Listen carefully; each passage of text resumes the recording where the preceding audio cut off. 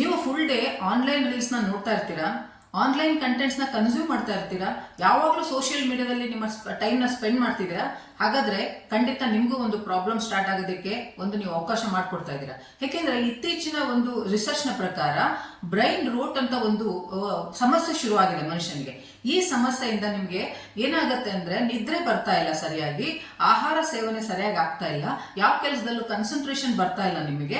More over ನೀವೇನಾದ್ರು student ಆಗಿದ್ರೆ ನಿಮ್ಗೆ ಓದೋದ್ರ ಕಡೆಗೆ ಗಮನನೇ ಹೋಗ್ತಾ ಇಲ್ಲ, ಕಾನ್ಸಂಟ್ರೇಷನ್ ಬರ್ತಾ ಇಲ್ಲ, ಎಷ್ಟೇ ಓದಿದ್ರು ಅದು ತಲೆಗೆ ಹತ್ತುತ್ತಾ ಇಲ್ಲ. ಹಾಗಾಗಿ ಇದನ್ನ ಬ್ರೈನ್ ರೋಟ್ ಅಂತ ರಿಸರ್ಚ್ ಹೇಳ್ತಾ ಇದೆ. ನೀವು ಆನ್ಲೈನ್ ನ ಕನ್ಸ್ಯೂಮ್ ಮಾಡ್ತಾನೆ ಇದ್ರೆ ಯಾವಾಗಲೂ ಕಂಟೆಂಟ್ಸ್ ನ ರೀಲ್ಸ್ ಮೇಲೆ ರೀಲ್ಸ್ ನೋಡ್ತಾ ಇದ್ರೆ ಬ್ರೈನ್ಗೆ ತುಂಬಾ ಸ್ಟ್ರೈನ್ ಆಗುತ್ತೆ, ಬ್ರೈನ್ ಡಿಸ್ಟರ್ಬ್ ಆಗುತ್ತೆ.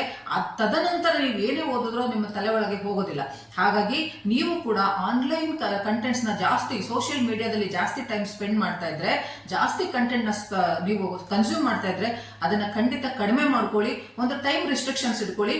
ಈ ಒಂದು ಬ್ರೈನ್ ರೋಟ್ಗೆ ನೀವು ಕೂಡ ಬಲಿಯಾಗೋದನ್ನ ತಪ್ಪಿಸ್ಕೋಬಹುದು.